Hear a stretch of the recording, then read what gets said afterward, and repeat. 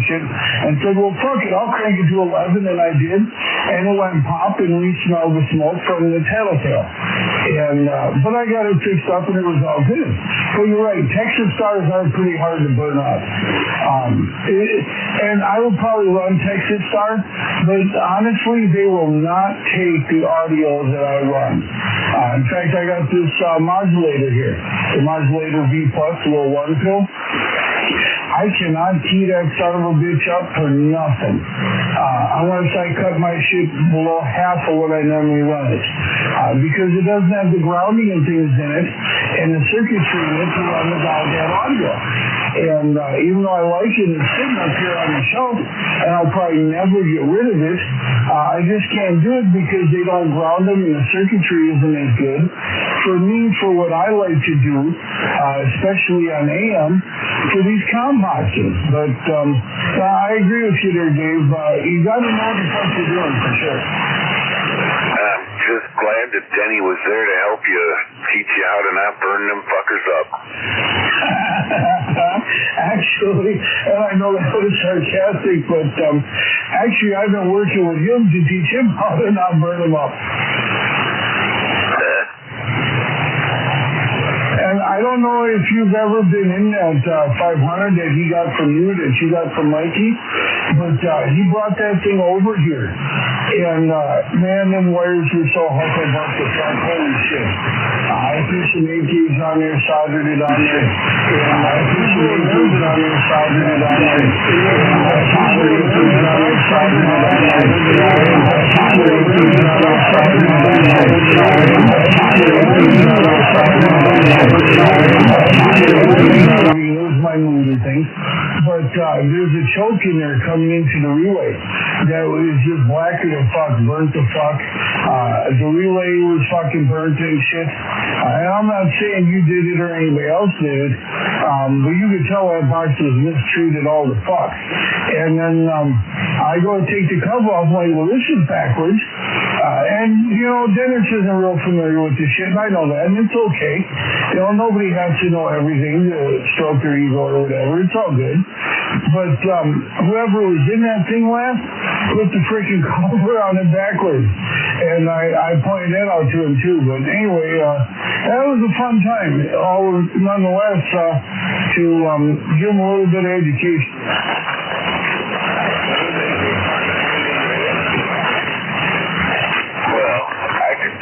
Got it in a trade from Mikey. I never even hooked it up. It sat around for a little while, and then Denny, I mentioned that I had it. Denny said that he was interested in buying it, so I took it up there because it just wasn't something I wanted, you know. It looked like it was Hucklebuck, but Mikey assured me that it worked, and when I gave it to Denny, told it to Denny hooked it up, and it did work. I didn't know, you know, I mean, you could tell by looking at it was Hucklebuck, but it worked, so everything was fine. I never went in it, I never hooked it up, but I didn't do anything with it but sell it to Denny. Right on. Well, it's good to know that history just because, you know, I like to know them things. I don't know, it's a weird trade. Yeah, so whoever either owned it before you or when Dennis is running it, something got overheated in there like a motherfucker. And I know Dennis has overdriven the shit out of it numerous times, and I keep explaining it to him how to do that, especially on sideband. Sideband is very hard on these damn things. It's almost as hard as FM. And he's got a habit of trying to overdrive it. But I think now he's finally got it. It still works, so there's no reason to mess with it. He's just got to get his radio shit in order so that it'll fucking sound good. But on the other side of it, if you ever burned it up, it's not a huge deal to fix it. It's just that Texas Stars are getting harder and harder to find parts for. And that's why I go towards these other boxes that, I mean how I go on the internet right now and buy every part I need to build my own up to a 64 pill for fuck's sakes. So if mine ever went to hell or I burned something up on it, I can order the parts and repair it. Where the Texas Stars, some of that shit, you got to take them boards out of there, which I don't know why they did it in 2-pill sections. That drives me crazy. But you take the sections out.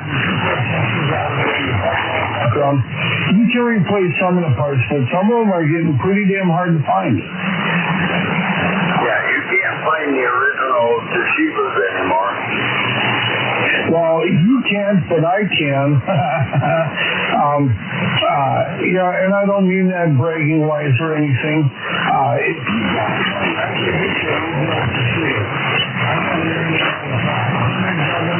Maybe even 1,000 of them or more. I can get them, but it's irrelevant. It doesn't really unless you're looking to do competition stuff and try to get over to guys that are running HG or these tube boxes, these DC tube boxes and things.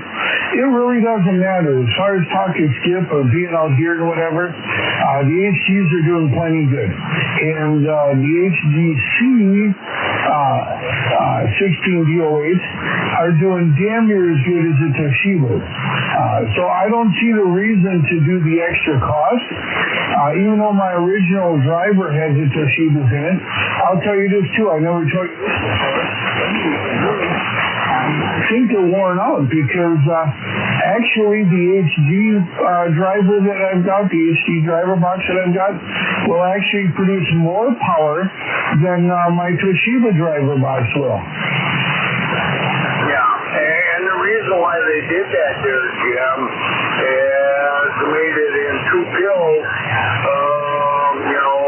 separated there is because, it was extremely hard to get a match set of 4, so they did it in 2-pill segments, so you could buy a pair, match set of 29, or whatever they were there.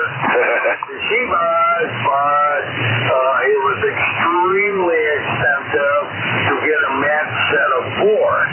I can get Toshibas all day long too, but you're going to pay for them. Right. Well, exactly.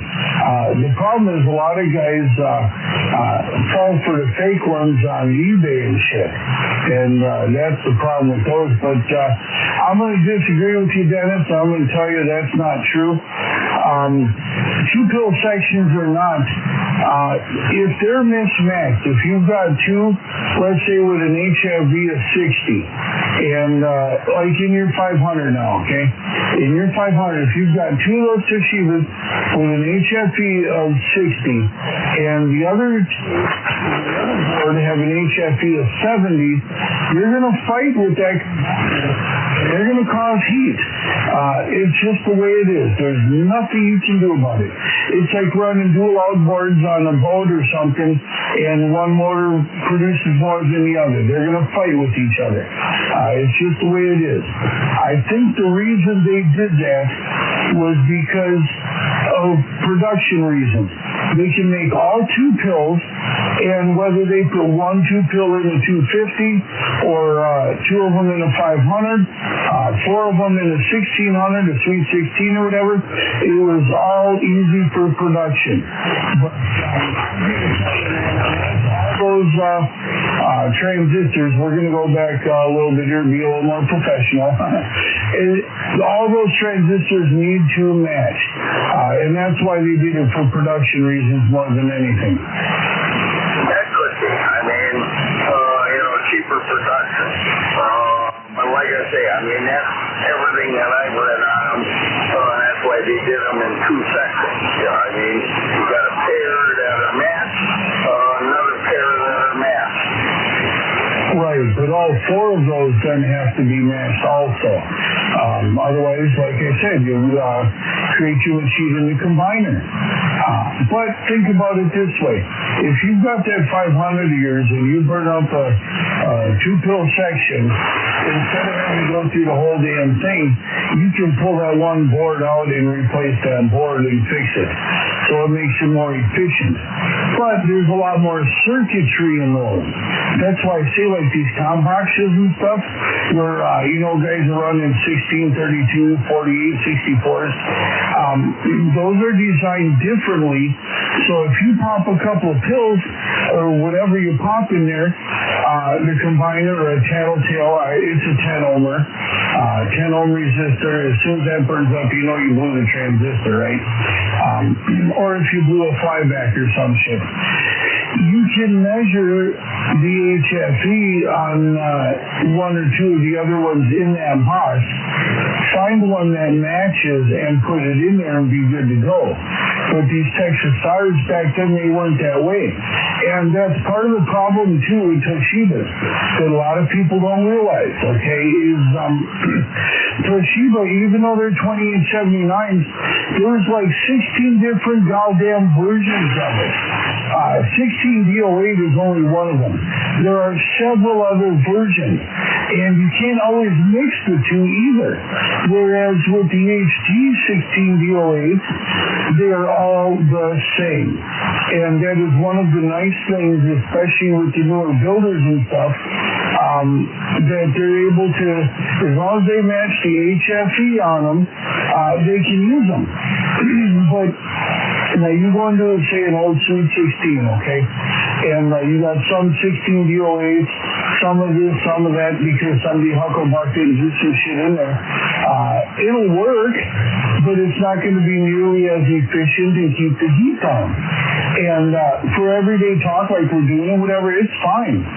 There ain't nothing wrong with it. But if you need that extra few watts or that extra little bit of audio, when you're standing on that line revving the engine and shit trying to compete, that little bit of extra is going to make a difference between you getting a trophy and not getting a trophy.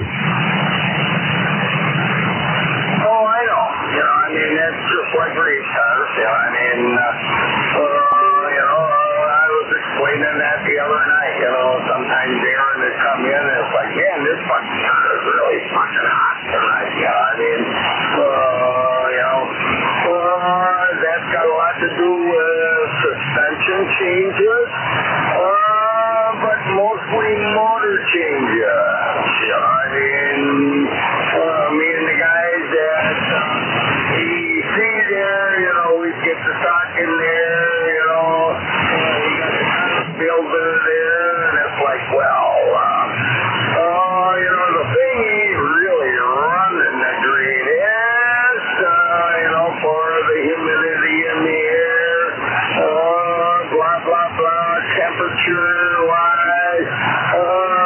Let's go down a couple jet sizes in that carburetor. Right, but here's the difference there. It might not be just the jet size and whatnot, as far as the air-fuel ratio mixture. Okay, so the best way I can explain it is if you've got a bad this part of it. If you've got a white globe on your cam and one of your valves, your intake or exhaust valves, are not opening or closing correctly, even a bad valve or a bad spring or some shit, it's going to throw the whole thing off. It's not going to perform as well. You might have extra heat, or you might have extra fuel or something like that, right? Well, these transistors are the same damn way. And I realize now that my analogy with the dual volt motors was probably not the best example, but you know, you got a V8, a small block Chevy, okay? You've got 16 lobes on that thing, 8 for exhaust and 8 for intake. Well, so you picture that being a 16 pill, and one of them transistors are different. Well, same, right? One of your lobes are a little bit different, so the engine is going to run a little different. It'll go down the road, and it'll get you to the grocery store thing, but it's not going to be competitive. And now that you brought it up that way, you're absolutely right. That's the best analogy that I can give, whereas all those transistors need to be the same. Within one HFE at least when it comes to transistors. Because if I remember right, and I got lucky when I had mine built, everything is, I think, a 72 HFE, maybe a 71. And the pill he sent me in replacement was a 70 or 71. It was 1 point off. I wasn't worried about it. 1 HFE isn't the problem. Yeah, I should be right on the money. But 1 HFE off is not a huge deal, especially for me because I'm not looking to compete. If I was looking to compete with somebody, I sure as hell wouldn't do it on a base station. I'd be on a mobile and it wouldn't be in some little V6 car. So, but yes, if you look at it as the lobes of a cam versus the transistors, I think you can understand and appreciate what I'm saying there. Well, that's what I mean. You know, I mean, on a race engine, you know everything is fucking right. You know, being the guys at the AEC, you know, when we had the guys down there, you know, we'd all kind of be looking at one another. And, I mean, you basically got the car set up suspension-wise, you know, for the track that you're running, which you're getting maximum bite, you know, out there. You know, what do we change? Let's go down, you know, that motor ain't quite running right. Let's go down a couple of bucket jet sizes. Right, and that may or may not do it. Sometimes that's just a Band-Aid, like changing your voltage or something. But I don't want to change the subject here. I'm going to say this, and I'm not usually one to do this kind of thing. Maybe I am, I don't know. But I was unaware completely, or partially. I'm misspeaking tonight or this morning, but I'm into my cup, so forgive me a little bit here. I was unaware of the conversation the other night where Dave was talking about not being able to get a word in edgewise because you guys hotkey to talk to me and stuff. And I don't want to go back down that road. That is what it is. But I generally try to include everyone and have conversation and questions or whatnot. And in lieu of that, and the fact that you and I get to talk all the time there, Dennis, unless Dave is off pooping or something.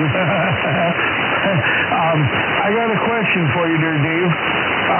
What is your winterizing procedure on your bike there? I'm curious to know. I don't do anything. I put a battery tender on it, or sometimes I'll pull the battery and bring it in the house. Run super unleaded in it, and I just, you know, there's nothing to do with it. It's no procedure. Wow. All right. Well, right on. That's interesting. And maybe it's just me in my metric days or whatever. I always had troubles with the carburetors and things. And it comes up sometimes, and I don't know if you're on some of them Facebook pages, like Wisconsin Riders or whatever. There's a few Wisconsin biker pages, poker run pages and different things like that. But I've had issues with the carburetors and things. And what I used to do is run the carburetor dry, shut the petcock off and this and that. Put these Harley carburetors in Keans, and even the, what the fuck is the name of it? I know as soon as I'm key, Dennis will mention it. It's a high performance one. God damn it, I want on key to hear it, but I don't. But the one I run on my bike now, when you shut the petcock off and things dry out, it gets a little funky and different. So right now what I do is I leave the petcock wide open, but I make sure I top the fuel tank off, because a lot of guys want fuel tanks, this, that, and the other. Wherever there's not fuel in the tank, that's where moisture happens, and that's where it starts to get rusty and crusty. I'm not a fan of a fuel tank at all. I will never seal a goddamn tank. It's just my personal preference. The shit degrades over time, especially if guys are throwing miracle fucking carb cleaner Berrymans in there, or seafoam and shit like that in there. So what I do, like you said, pull a battery out. My bike is a hell of it's a bastard. It can take me hours to put the battery in there. connections, how they are, and my finger's not working in my overlays. So what I do is I make sure I got a full tank. I leave the petcock on. Sometimes. God damn it, see, now I'm fucking up here. Sometimes I'll run the carburetor out. I guess it depends on my mood. But here I'm leaving the bowl full on the carburetor. And I think here's the fuel injected, which is probably why you don't have as much procedure as I do. But I like to leave the fuel in the bowl, the petcock open, so it's always, everything is always lubricated and doesn't have a chance to dry out. But the main thing for me is a full tank of fuel and the battery tender on it. Because I don't store mine in a heated space, and so the battery tender is very important for me. But I notice rust on mine if I don't have a full tank in it. And MKII? You got it. That's it, the MKII. I got a MKII 45 on there. I beat Denny to it, and I'm not even quick keying. Boy, what the hell's going on out here? I don't know, but that's all right, man. That's cool. Yeah, the 43 wasn't enough for the upgrades I did. The 48 was too much. So, yeah, I went with the 45. It's the first MKII I've ever owned, but it's fucking awesome, man. There were a couple of things I didn't like about it when I first tried to retrofit it to the bike, and I hated it. But once I did the modifications, clearance the fins for the heads and shit like that, I fucking love it, man. And enrichener or idle screw that hangs off the hose there, that's freaking awesome, man. I absolutely love that bike now. I prefer the Cayenne carburetor. MKIIs are way too fucking hard to tune.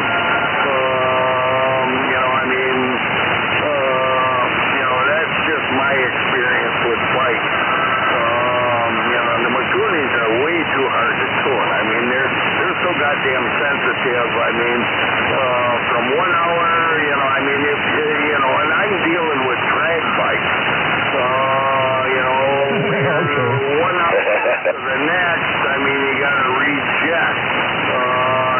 And MKIIs, if you don't have all the fucking jet sizes, them go down like 0.1.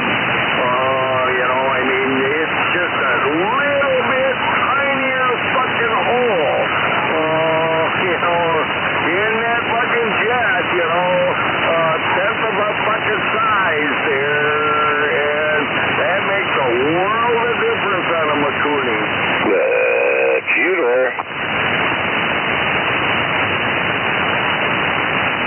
Where the Cayenne was it's more lenient. Does my audio sound like shit? No, it sounds good up here. I don't know. Clitoris man over there who hasn't seen one in years says it sounded like a dirty clitoris. Was this? I don't know. What did he say? I don't know. I forgot. I know you said clitoris something, and I was outside smoking with the old lady there on the mobile, and I heard that. I'm like, God damn it, I'm going to use that. It was fucking hilarious. I forget what the second part was, but he might have fallen asleep on us. I don't know. But real quick here, Dennis, I don't know as far as the betting on the MKII versus the Cayenne. I know the Cayenne are prone to carb farts and shit like that. I have some issues with that unless you tune them right.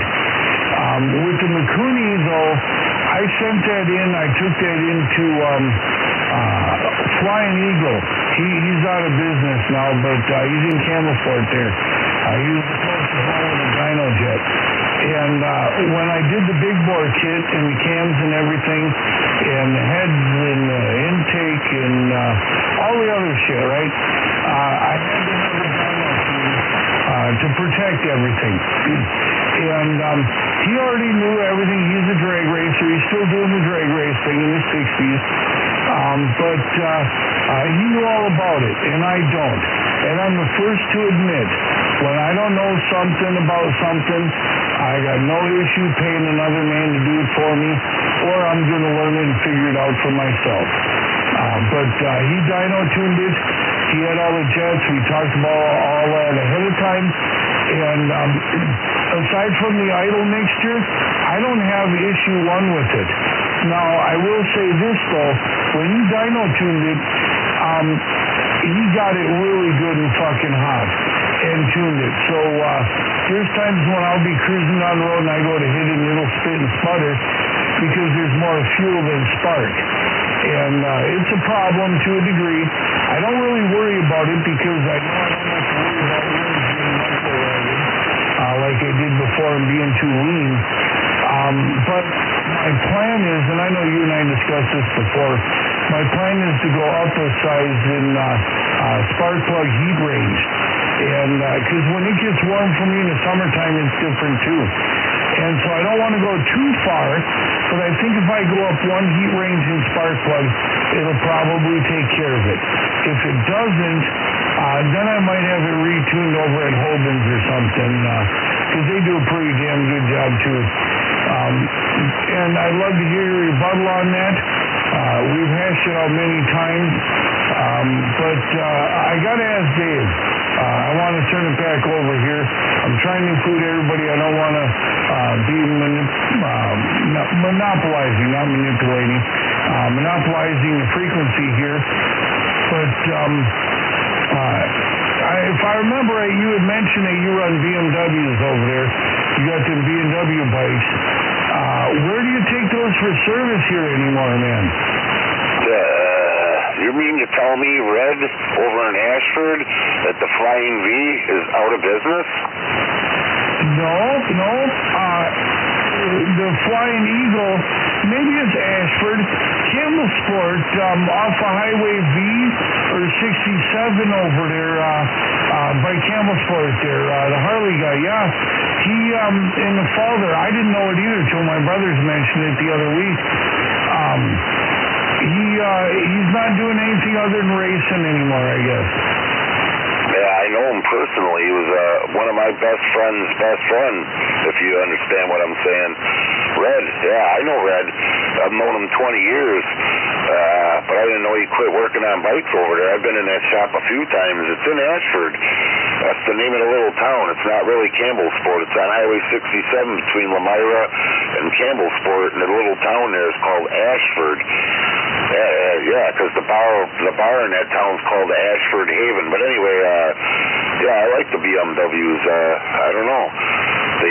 They're fast. They run great. And as far as service goes, I used to take them to Michelin's, and when Michelin's decided to call it quits and retire, his mechanic and his service advisor went to work for Big Mike's in Beaver Dam, so they worked on both. All right, on. Yeah, I've seen Big Mike's out there. I've never taken nothing there. I should probably check that out sometime. Yeah, I know the Beaver Dam guy closed up there. I think that was a dealership situation. Harley's been closing up a lot of their dealerships and shit. But yeah, you mentioned him as Red over there in, at least that's the way I heard it, in Ashford. Yeah, Randy. Randy is the way I know him. And yeah, I could see where he's a friend of a friend. Given the location and things, I can completely appreciate that. But he gave me attitude, man. I called him up years ago about my iron head, and I wanted some things done. And he was yelling and screaming at me. He's like, why would you want to ruin such a classic and this and that? And he don't like internet parts. I don't care for the guy much when it comes to that stuff. One of my brothers, he really liked taking his stuff in there. I took my dyno tune in there, and that was it. You know, he doesn't want you to bring your internet tires in there, as he calls it, and shit like that. When I called him up to try to find out my issue with my lifters and valves and stuff, which wound up being a micro-welded ring to the piston, they want like $1,200 for an hour's worth of work to pull the heads off and go through the valves and the lifters and shit. And I get it because it's a knowledge thing, but it was too much for me. And I thank him for that and being that expensive, because his wife was one that gave me the price after she talked to him about it. because that is what caused me to learn more and dig in and not be such a lazy fuck and just throw money at shit and wrench on my own stuff. And gave me the confidence to rebuild this house. So that was pretty cool. But yeah, Randy, if you look back on his Facebook page there, you'll see October, I think it was October, September, October. It wasn't November, because that's by the time when I was talking to my brothers. But September, October, his wife made a post saying that they were swimming back. Appointment only, perhaps, I think is the way it was worded. I think he's just getting too old and too overwhelmed. But wait a minute, Mike's.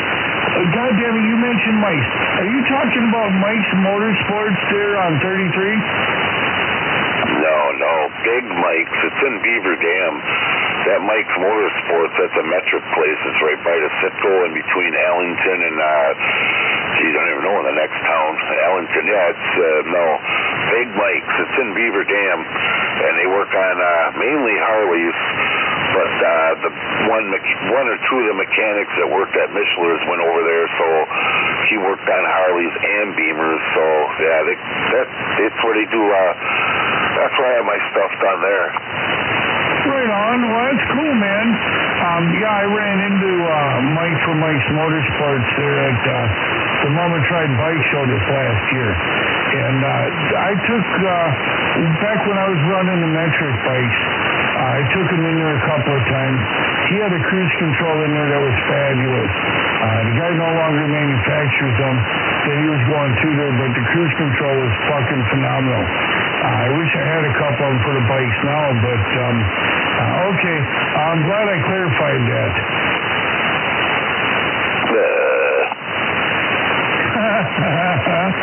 So another question. I don't want to keep asking you questions and shit, but I'm trying to involve you here and keep things going or whatever, and not shut anybody out from the conversation. The positioning on that BMW, I've never even sat on one, but I've seen them, and to me, when I hear about BMW, I think crotch rocket. Okay. And the positioning of a crotch rocket for me is not ergonomic to my body type, for lack of a better word or whatever. Is the BMW the same way as a crotch rocket like that? I mean, is it still comfortable for you? Or is it, as you get older, is it starting to get a little bit more stressful on the joints? Well, they do make a couple crotch rockets, but mainly their bikes are touring and sport touring and off-road. The position on that bike is not bad, but as I'm pushing 55, it is not as comfortable as the Harleys where it's all laid back like a fucking easy chair. So yeah, it is a straight up bike. I mean, it's straight up and down. I don't have to lean forward on it or anything like a crotch rocket, but yeah, I've ridden more comfortable bikes, but being that I don't ride 200-300 miles at a time anymore, doesn't really matter. Oh, right on, I gotcha.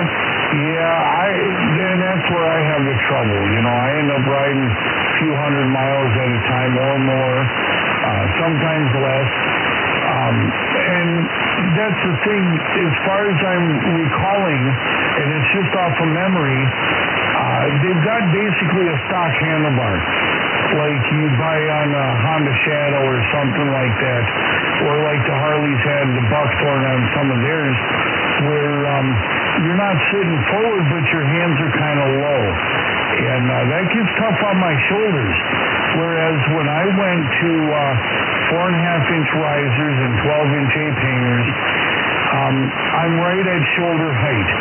And although it was an adjustment turning and stuff, because as you know, things are linear and the motions are much farther, it's a lot more comfortable on the shoulders and things.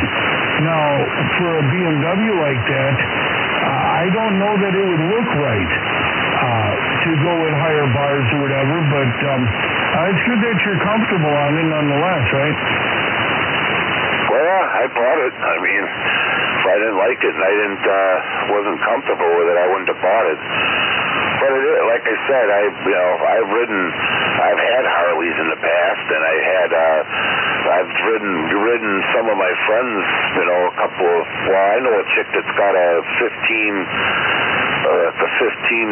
Street Glide with the 103 in it, and I used to ride her around on it. She's like, come over here and just take me for a ride. I'm like, yeah, okay. It was her bike. She didn't want to ride it. She wanted me to ride it and her on the back, so I did. Yeah, it was nice and comfy. It didn't have nowhere near the power my bike's got, but it was comfy because, it's got big floorboards on it, and your feet and everything are way out in front of you instead of underneath you. The baggers they're comfy, but I mean, my buddy's got a BMW bagger, and it's comfy as fuck too. I mean, I don't ride my bike as, I think the longest in one sitting I rode it last year was maybe 120 miles before I got off and smoked a cigarette and got a cold drink. I don't, years ago I would ride for, my tank, I fill my tank, I think it's 6.25 gallons. I go about 275 miles on a tank, and then I get off it, but I can't and I won't do it anymore. I don't want to. It takes the fun out of it. Right. Well, even my bike, as comfortable as I've tried to make it for what it is, I can't stand to be on it more than 100, 150 miles at a time. And I think I got a 4.5 or 4.3 gallon tank, and it won't support more than 150 miles. But I don't have the floorboards or nothing. I've got the A-painters, which was nice for my arms, and my legs, having the forward controls, my calves and shit would just kill the fuck out of me. But I put those stirrups on there to support the heels a little bit, and the gel-filled seat, and it's pretty damn good, man. Honestly, with the way I am, my riding style, and my body type and whatnot, based on what I'm envisioning of the bike you're describing that you've got, I don't even know that I could last 100 miles, man, so I'll give you credit for that shit. Whether you stop to get a cold drink and a smoky treat or whatever, and regroup and get back to it, after a while that starts to play a toll too. But sometime, man, I'm going to probably try to insist on it. Sometime over the summer here, I'm just going to fucking call you and be like, hey, man, time to put your poop in the group and throw your ass over that saddle. Let's go put on 100 miles or some shit.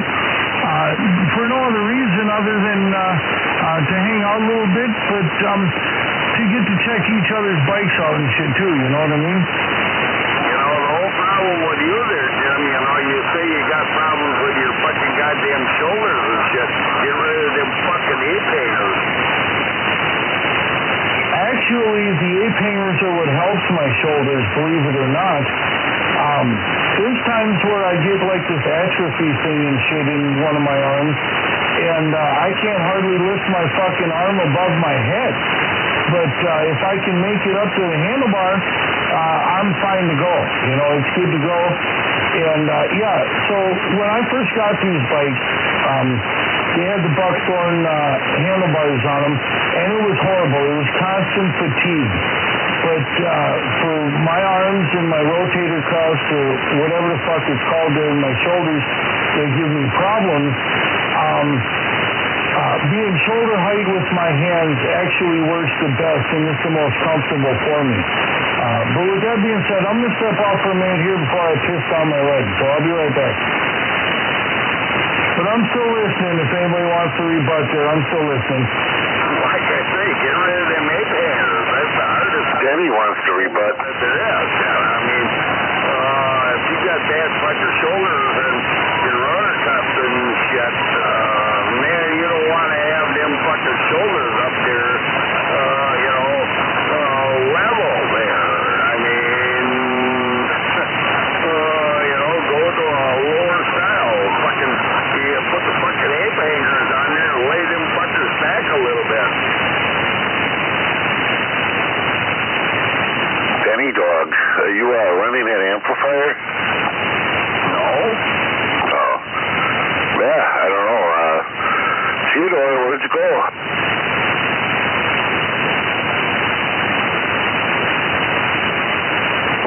his fucking microphone and went home. Yeah, he must have.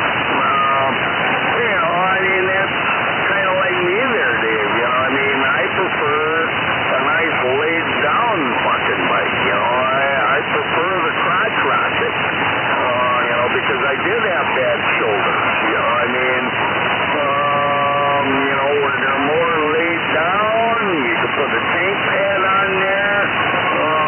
You know, I mean, I would always, you know, take the regular foot rests off and change the shifting mechanism where you're more laid down on that bike. You know, I mean, you know, that's my preference. I mean, it's much more comfortable.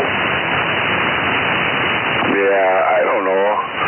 I've got, there's different riding positions, and everybody's got the one that's most comfortable for them. I mean, I don't mind my bike, but I know it's not the most comfortable by far. I mean, I've ridden enough different bikes to know that, you know, that mine's a sport touring bike. It's not a touring bike. So if I want comfort, if I want a Cadillac, I'll get a bagger and a touring bike.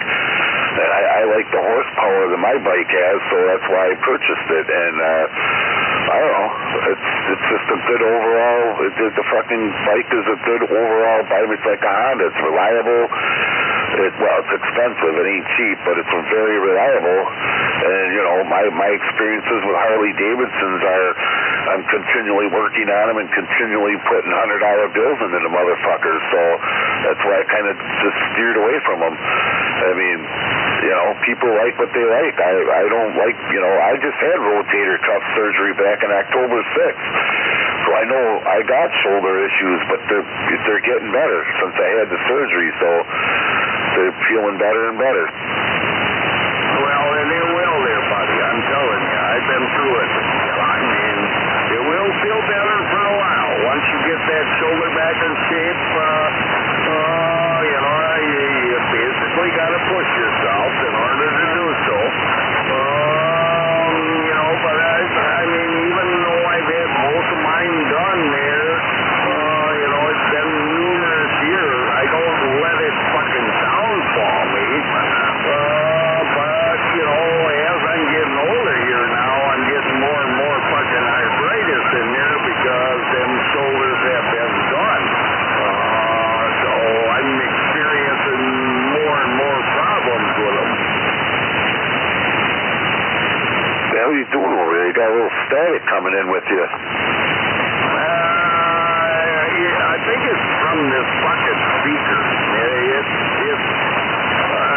If I got the volume on the radio turned up, then the speaker seems to pick up the mic or whatever. 10-4. He's having a background noise. I'm back, by the way. And what I was going to tell you there, Dennis, is you should have your body to be able to ride. That's what I've learned. Your body type and your body style and what's comfortable is what you got to design the bike for. And some people, they like the lower bars or the leaning forward, like you like leaning forward. Dave likes just sitting straight up with his arms or his hands down a little bit lower. And you got more control the way Dave rides. And with his pegs right below him and things. There's more control there. It's just, for me being overweight and whatever, I like to be able to stretch out a little bit. I like to have my feet out in front of me. I like the forward control. They sucked until I put the stirrups on there to support my heels for the calf muscles in the back of my thighs. But, you know, when you're saying get rid of the ape hangers, that's just your riding style. For me, the ape hangers are the most comfortable thing. And, you know, I would have went with like 16s, but I didn't want that look because I didn't want law enforcement to fuck with me, okay? So I went with the 4.5-inch risers, which I also needed to clear the tank because I've got the bigger tank and the tank risers and things. So I needed it for that anyways. And then I went with the 12-inch bars, which still puts me at 16 inches, but it puts me at shoulder length. For me, it's anything above the shoulder and below the shoulder, that's a problem. But anything at shoulder height is better for me. And that's why those 8s work so good for me on that. Well, see, you're not getting the concept here. That's why they build race bikes the way they do. You know, I mean, the lower profile, the more control you got over that bike. Right, I understand that, but I'm not looking for control. I'm looking for comfort. And that's why I said earlier, it is a learning curve. When you throw apes on there, it's a learning curve, because what seems to be 2 or 3 degrees to the right or left is now 6 or 7 or better, and I don't know what their actual degree is or whatever. You know what I'm saying? Kind of like a forklift. You tilt it when you're on the ground and aim for a couple of degrees. You get it at full mast, and it's a lot more accentuated there. And that's what I was telling one of my brothers. He's wanting to get his done, and I've been trying to do them for him for a couple of years, but he works so goddamn much. He's 6'9", and so he definitely needs some goddamn apes. And he deals with them little buckthorn fucking bars. How the fuck he does it, I don't know. But, you know, yes, it is more accentuated when the bars are up higher, but once you get the muscle memory to do so, it's not bad, and it's actually a lot more comfortable, at least for me. And I'll tell you, I'm not a bagger guy. I could not, if I had to ride a trike or one of them big fucking ultra classics or some shit, I would probably quit riding. It would drive me absolutely nuts. You know, and a lot of people might clown on me and shit because I ride a 40, and I'm a bigger guy, heavyweight, whatever. I don't consider myself a big guy, but I consider myself a fat guy. Alright? And, you know, they might say, oh, it's a monkey fucking a football type shit or whatever. But that bike, the way I've designed it, and all the money I've spent in aftermarket parts and stuff, is ergonomic, it's comfortable for me, and I can whip that son bitch around better than any guy on a fucking bagger could. And it's faster, too. You know, and that's just like Dave said, that Beamer is faster than the baggers and shit, but the baggers are more comfortable, okay? So what I try to do is get the best of both worlds. I want the speed, and I want the comfort, and the cool points, okay? I like the cool points for style. I can't go hardly anywhere without somebody complimenting me on the old school. It's not pretty by any means, as you know, but it is cool. It's an old school style. It works for me. It's a rad bike is the way I consider it. The other bike is more of a show bike, if I ever can get the money up to fucking finish it. But it's my style, it's me. You know, I'm rough around the edges, but all about performance. And I fucking enjoy it, and that's what matters, you know. And that's why, like I said before, a lot of guys will, well, you ride a Honda and I ride a Harley, and you're a piece of shit because you're on Honda, this and that. I don't give a fuck what you ride. You know, you're on 2 wheels. If I ain't got to fuck it don't matter to me. You know, I'm only concerned with what I'm fucking on. You know, if somebody else wants to fuck on something else, that's their business. Much like Dave with his BMWs. You know, I've never known anybody that had one until I met Dave, which is pretty cool, because I'm sure there's a lot of shit I can learn from that.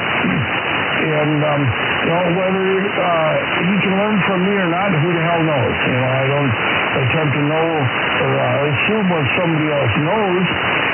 Maybe I ain't got nothing to teach. Maybe I got a lot to teach. Who the fuck knows, right?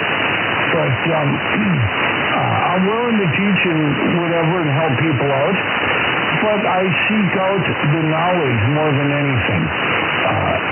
So for me to be able to hang out and learn something about them BMWs, I don't even know that I've ever seen one in person. But I know as soon as I look at it and start checking out the exhaust in the head and the cooling fins on the jugs and shit, you know, and how the fuel is delivered and things like that, I think, oh, that's fucking cool. I might take some ideas from that and use them in my next build. You never fucking know. But just like I was saying earlier, Dennis, with the radio stuff, I don't sell anybody short on none of that stuff. because we've all had different walks of life. We've all got different things going on, and there's something to be learned and taught from each other. And the guys that with the Harleys, Honda, and get all stupid, it's because they're butthurt they spend too much money on their bike for what it does compared to the Honda guys that are passing them up. And I like Harleys. I don't like all Harleys. I'll be the first to admit that. The newer shit absolutely fucking sucks, in my opinion. The ABS brakes and the shit, I'm an old school guy. We all already know that. But there are some things I think that the BMWs probably got a leg up on a lot of the other manufacturers. And most of the Harleys, they're stuck in old technology or too new. And that's why I gravitate towards the piglets. Because in fucking piglets, man, you can do anything to them. They've got the aftermarket support. It just works for me. It's not for everybody. Some people don't like to be clowned on and shit. I don't give a fuck, Anybody can clown on me. We can line up at the starting line and see, or hit the curves, or cruise for 500 miles, whatever you want to do. I built my bike to do it all, to the best of my ability. And if I lose in one area or another, it doesn't bother me. Like some of these guys, they feel demoralized by it. Their ego is bruised and that type of shit. It doesn't fucking matter to me, man. I don't care. What matters to me, and not that what matters to me is the all holy grail of anything. I don't want anybody to think that either. But the learning part of it. I like to learn shit. Just like when I was a kid, I'd get an RC car and I'd take it apart to find out how it works. What makes it tick? That's the way I've always been. Not that that's the way everybody should be or the right way or anything else, but yeah, man. And by the way, Dave, I noticed when I said something about calling you out. I'm going to call you out, man, and go for a ride and say you didn't rebuttal that. I'm kind of unsure if you actually want to go for a ride or not there. Ooh, me? She's been on the goddamn key for 2 minutes and 48 seconds, so yeah, I can't rebuttal if you're talking. Yeah, my bad. Tuesday mornings or Wednesday mornings here, yeah, that is pretty bad. I do apologize for that. The problem is I apologize and I keep doing it. And that's my bad. When I get into my cut, what I was saying was earlier, when I said I was going to try to kidnap you and go out for a ride and shit, I didn't hear you say nothing after that, so I thought maybe you weren't interested or something there. Trying to leave enough gap in between key-ups so that everybody can participate, not just certain people. Right. So are you interested in going for a ride this summer, man? Well, yeah. Right on, that'd be cool. I want to check out that bike and look around on it. Have you ever been to the bike show there at the Eagles Club Mama tried? The Eagles Club in Milwaukee? Yeah, they got that bike show every February called Mama Tried. No, I've never been to it. I'll be damned. I'm surprised by that. Yeah, they shut it down for a few years because of the pandemic, but it's just February, I think right around Valentine's or some shit. And a lot of it is older stuff, like Indian Larry builds. I don't know how familiar you are with following the builds and stuff, but Indian Larry or Billy Lane, some of them bikes are in there. And there's a lot of piglets in there, some metric bikes and different things. It's all custom builds. It's like a 3-story thing. And I don't know if you've ever been to the Eagles Club or the Eagles Ballroom. I used to go there years ago for concerts, King Diamond, Flotsam and Jetsam, shit like that. But it's all 3 levels are filled with bikes and shit, and it's pretty fucking cool, man. I wasn't sure if you'd be interested in that. Man, funny thing, I used to bounce there. I met Anthrax and Armored Saint and Dirty DRI and a bunch of bands there. I used to bounce there back in the 80s, man. Well, fuck, you might have bounced me out. Although we're about the same age, give or take a couple years there. Yeah, I remember seeing DRI, Dirty Rotten Imbecile. In fact, that concrete pole right past the exit there, back when there were concrete light poles, I sideswiped my fucking Bonneville on there, and my dad went down there to CSI the fuck out of me to figure out if I was drunk or high and shit. But yeah, back in the late 80s, mid to late 80s, I was going down there all the time for them fucking concerts and shit, man. That was fucking cool as shit. But yeah, if you look it up, it's called Mama Tried. It's a bike show. And in fact, the guy over there on Titonia, down in the ghetto, I ran into him down there too. That runs the, it's kind of like a Harley or a motorcycle junkyard down there in Titonia. It's been there since I was a little kid living down the road from there.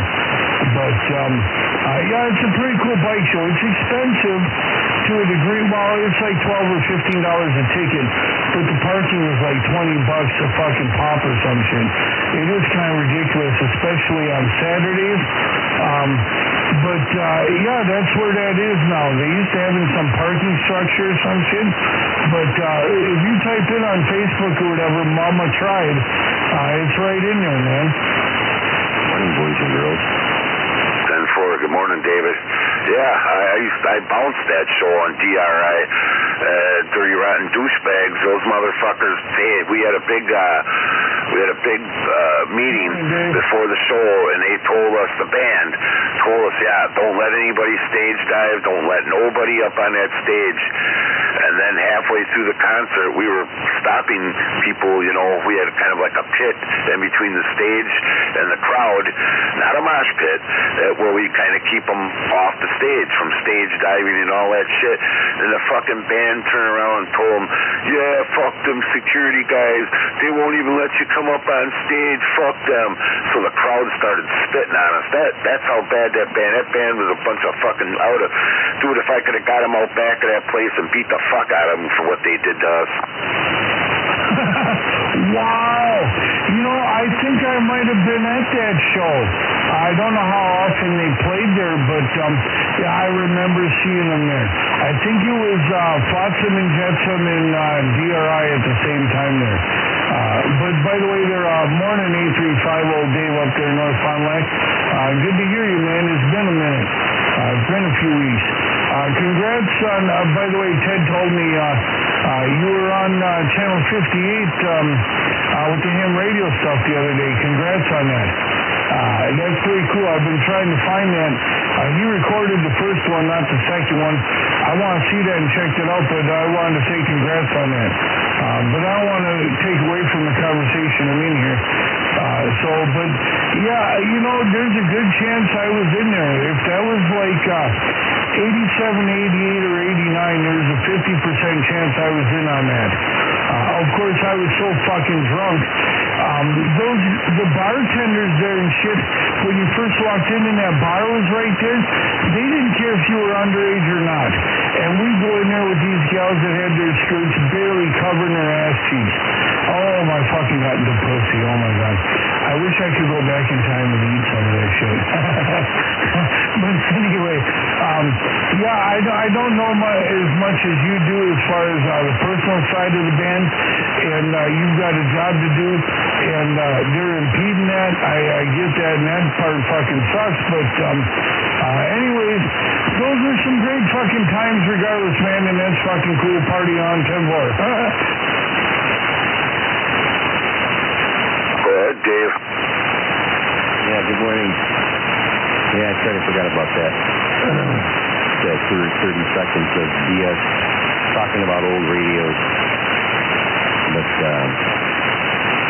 you know, it's one of those kind of deals where they called me the night before and said, hey, can you do this? And I'm like, sure, that's it. Hey, Dave. Yeah.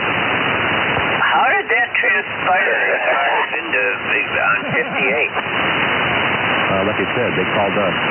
You really made him mad, didn't you? We had an entertainment director in our club, and Channel 58 reached out to him and asked him if they could do a segment on it. And originally he wanted me to do it here in my house and show all my antiquated equipment and stuff, and I declined that because I didn't want the world to hide my house. I didn't want people trying to break in my house, So I said he'd have to find someone else, and I made a few suggestions, and then the day before Sunday night, he called me and said, hey man, they want a vintage station. Can you bring a vintage station over to so-and-so's place and set it up? And I'm like, yeah, I guess I can do that. So that's what I did. I grabbed that little station that I brought, and I set it up there, and gave the spew on live television, and then, blah. Wow. I tell you, it brought me to tears. It was so beautiful, that segment, Dave. It was just so beautiful. I was so brought to tears. Those were the best-looking helicopters I've seen in a long time. Yeah, the receiver was a helicopter, and believe it or not, I took all the light bulbs out of that, and I put purple light bulbs in it, so when you turn it on at night, the front end of it glows purple. Wow, I feel like I counted to 5 before I keyed up there, so I don't feel bad. Because it's that time of night where or morning where I gotta watch my hotkey. But purple, that sounds fucking cool, man. And yeah, congrats on that. That's really cool. I understand completely about not wanting people to break into your house and shit. And as you already know, I don't have to say it, but I'm well into my cup. But I'm going to make a point at some point throughout this summer to put my face in the place of my hand in your hand and have a conversation, because you and I have a lot in common as well, like Dennis and I and Dave and I and Ted and I. We all got stuff in common. But where you and I got stuff in common, same as Dennis and I, is the automotive industry and the radio stuff. And I'm really looking forward to that. That's why I was bummed I missed that thing on 58. But there again, I try to stay kind of in the shadows a little bit, where Ted said that it was on the memo board or whatever you want to call it there, the pamphlet, for the Ham Radio Club, and he saw it, and that's how come he knew to go watch it. He recorded it, and he recorded the first segment, not the second one. And I told him, I said, well, at some point throughout the summer, I need to stop by and see that. Yeah, man, I look very forward to it, unless you're like, fuck you, you're a piece of shit, your wiener smells, Batman smells Robin Lane, nay. Yeah, man, I'd definitely like to sit down and have a chat with you, probably more than one, but I would only ask for one, yeah, it would be fucking awesome to exchange information and have them conversations and shit, because sometimes that shit gets lost in translation on the radio and shit. And if you're willing, I don't want to be presumptuous or anything, check out your race cars and shit. I think that'd be really freaking cool, man. Yeah, come up sometime. Spring's are coming. I got to go. I've been off of work for the last 3 weeks. This is my last week off. I'm installing a new hoist in my shop. One of my older hoists, the seal blew out on one of the pistons, and I thought I wanted a new hoist anyway, so I bought a new hoist, and I've been putting that up the last couple of days. In fact, when I get done screwing around here this morning, I got to go back over there and hook up the hydraulic line, and then I have to put the feet on, the arms on it, the legs, whatever you want to call them. And then I got to have my power guy come over and hook the 220 up. Right on, that's cool. Yeah, I know when I wired my shack, I had a hard time finding an electrician that wanted to do what I wanted to do. But I finally found a guy that wasn't overbooked and did it. So I hope you got a guy that's going to be smooth and easy for you and not overbooked. But yeah, I kind of remember when we first met, you kind of told me roughly the area you were in. But I don't like to be presumptuous or stalkerish or anything like that. So I'm going to ask you right quick here. I'll sit up and everything. I'm going to sit up before I unkey even. And, God damn it, I don't have a pen. Okay, hang on here. I'm going to stay on the key so I don't lose it. All right, there's a piece of paper. I know I'm silly and stupid here, and I apologize. I'm looking for a pen here. And if you say, fuck you, no, I get it, whatever. And I know information on the radio is like taboo, no bueno, yada, yada, even though at one point you mentioned your call sign, et cetera, et cetera. But if you have an email address that you're willing to give me, I'm ready to write it down, and we can communicate. Good with that, God damn it.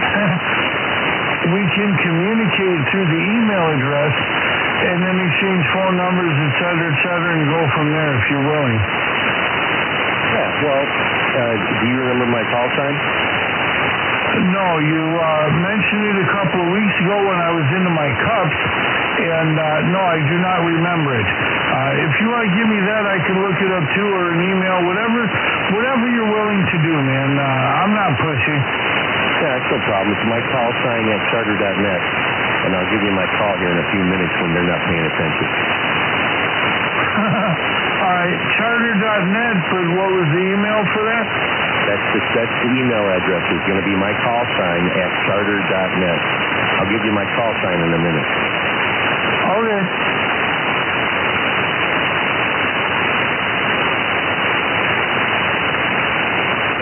You got the whole rest of it all written down already then, at charter.net. And my call's N9WQ.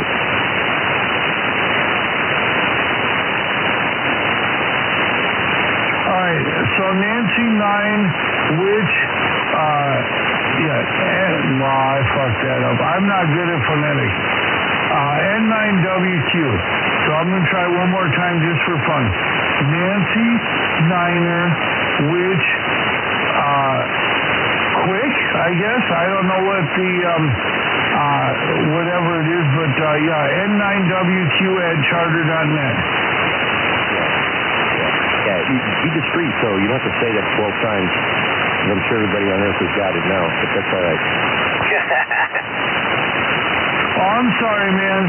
Forgive me. I figured if you were putting it out there, it was okay to be out there. My bad.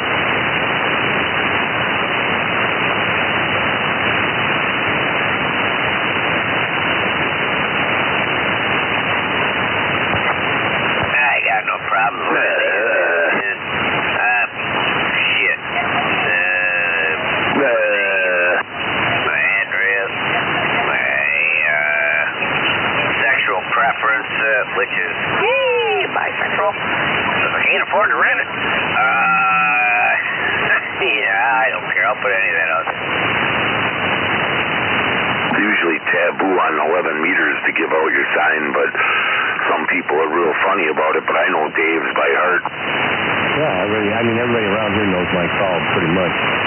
But it's all good. I don't care. I don't think there's too many weirdos on the radio at 6 in the morning. Those kinds of people are usually still in bed sleeping.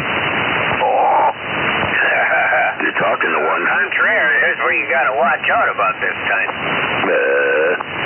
Two of the three people out here besides myself already have calls, and I know them, so I'm not too worried about it. You know my call? I used to. I don't know if I remember it or not, but probably. I got a vanity about a year ago. Oh, then I don't know it. Yeah, I was being silly, and I'm, an old timer out here on 11 meters, and Theodore knows the guy. He used to agitate people by, when they would talk on the radios, he'd yell out, "Junk!" Dave knows him. Who, Donnie? Milty.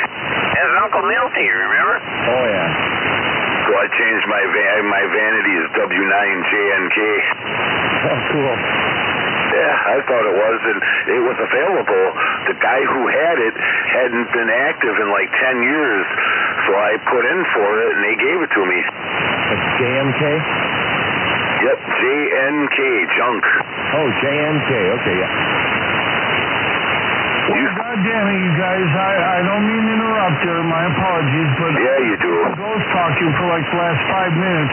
Apparently, when I reach for pen and paper, I bump my VFO. And since I sit here with my eyes closed, I didn't even realize I was fucking ghost talking on another frequency. So my apologies, but I'm going to get back off to the side and let you guys continue. I just wanted to know I wasn't ignoring anybody or didn't hear anybody.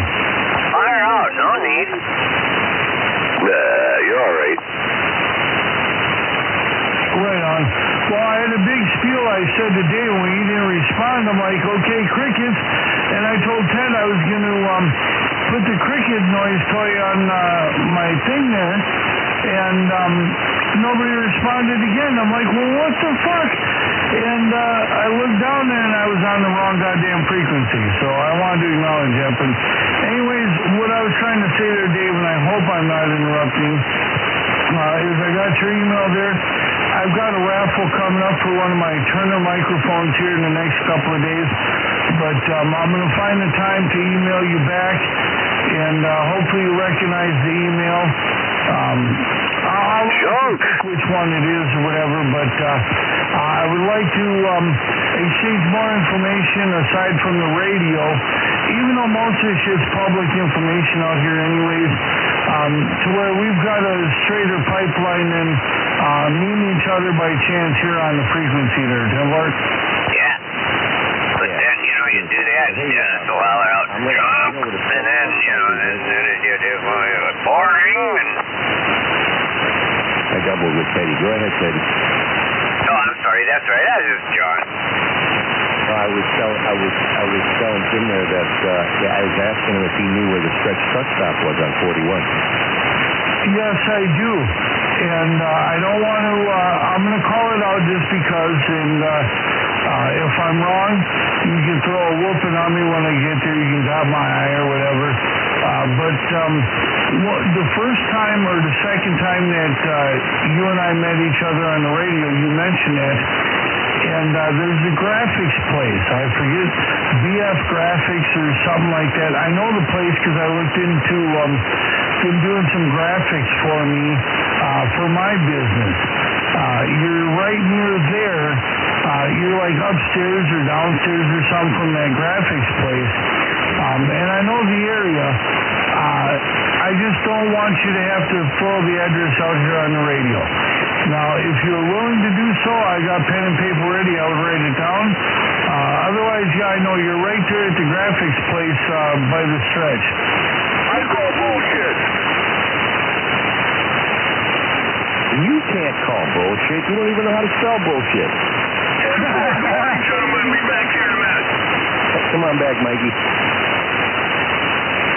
You better be right back. Okay. It's funny because, and I don't want to sound like I'm some kind of big shot or nothing. Far from it. But I seem to be in a central location to where I can hear everybody and drop them all on almost everybody.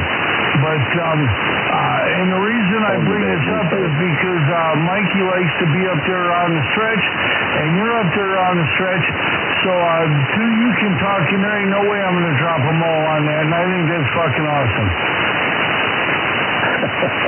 Yeah. I'm beyond dropping them all.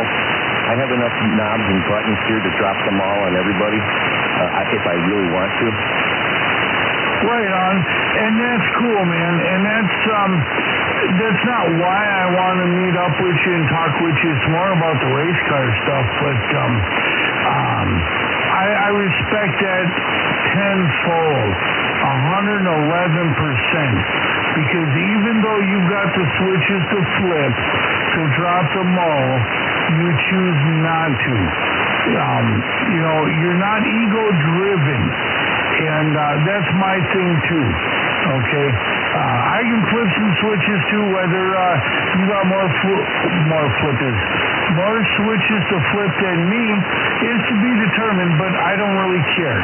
If we wanted to have a competition sometime for fun or for a trophy or whatever, that'd be fun.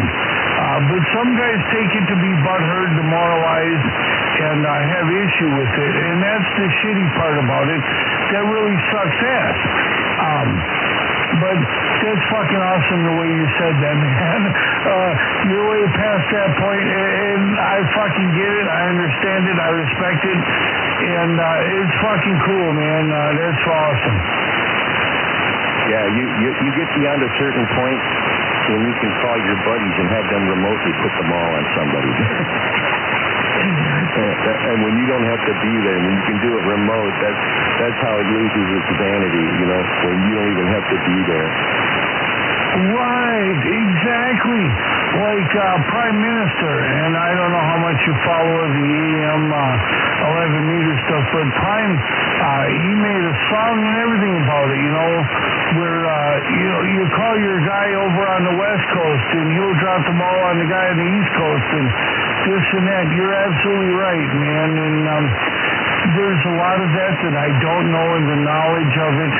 And I hope, put it this way, I hope that there's some knowledge that I could give you, because you've got knowledge from me, okay? I've got things I can learn from you, but I'm not a taker. I like to give as well and have it mutual. If it's not, it's okay, I guess, as long as the other guy's okay with it. But most of the times for me, I'm giving more than I'm receiving. But I'd rather receive than give. Unless we're talking about butt stuff. I'd rather give it than receive it.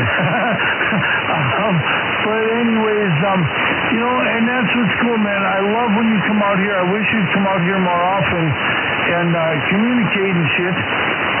Just like the other week when you were talking about there's no way you could run 20K in a mobile, and I mentioned that these guys are using the technology from the audio world and running the big alternators and this, that, and the other. You know, that's something you're unfamiliar with. It sounded like. I don't want to assume, but it sounded like. And when you talk about repeaters and calling the guy in the West Coast and dropping them all in this and that stuff I do not know about. And the last time Ted was here, or the one time Ted was here, we didn't talk about none of that stuff. I do not understand the repeater stuff other than there's a tone to get into it. There's a lot of stuff on that realm that I would love to learn. Now, I can take the test, okay? I can pass the test with 85, 89%. I can take the test. I've got the knowledge. There's other things holding me back, and I've told you about them before. But, and sorry, Dave, they're south of me. I'm not going to give out your location. I know I'm being long-winded here. My apologies. But there again, how many times do you apologize? I continue to do it. I just can't help it. So I hope you forgive me. But anyways, it's a knowledge thing. And I forgot where I was going with that after my apology. So tell me what. Could you repeat that?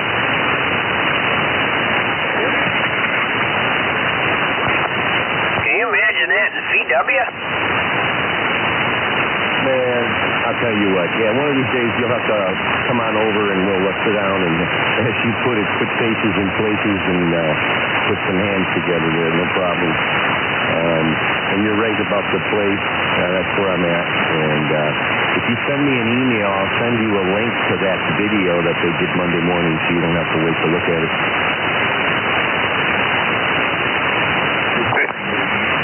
I talked to Doug. Good morning.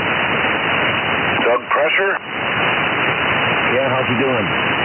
Hey, he's doing good. It's awesome. He doesn't like me for some reason, I think because of my political views. I didn't mention anything about my political views to him, so that's why we talked. That's exactly correct. Because as soon as he finds out that you don't have the same thought process as him, he may put the flag and wave to you. Yeah, I just avoid that conversation with certain people nowadays. I used to fight and argue with them, and I'm done. I don't care. Yep. Yeah, go ahead.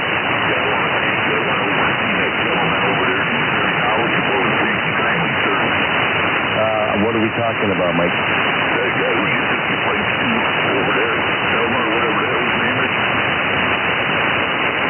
Talking about Red and Ashford? Yeah, that dude, that's all he does is exhaust back there. Yes, sir. Thank you kindly. No problem. Everybody in town uses him because Tarex is so expensive. Copy. I and that's probably why he's still there. He's been there since we had right after All-Car closed down and CarX opened up, he was over there. Yeah, so my brother works for O'Reilly. He delivers parts there, and I mentioned it to him. He said, yeah, I've been delivering parts there for quite a while. I said, well, you do need software done. Why? They said, well, it never crossed my mind. They said, oh, okay, no big deal. Yeah, I can't remember that dude's name. I got his card right here in the car with me. But yeah, wonderful gentleman. Yeah. Are you off frequency a little bit, or is it me? No, this record's probably off.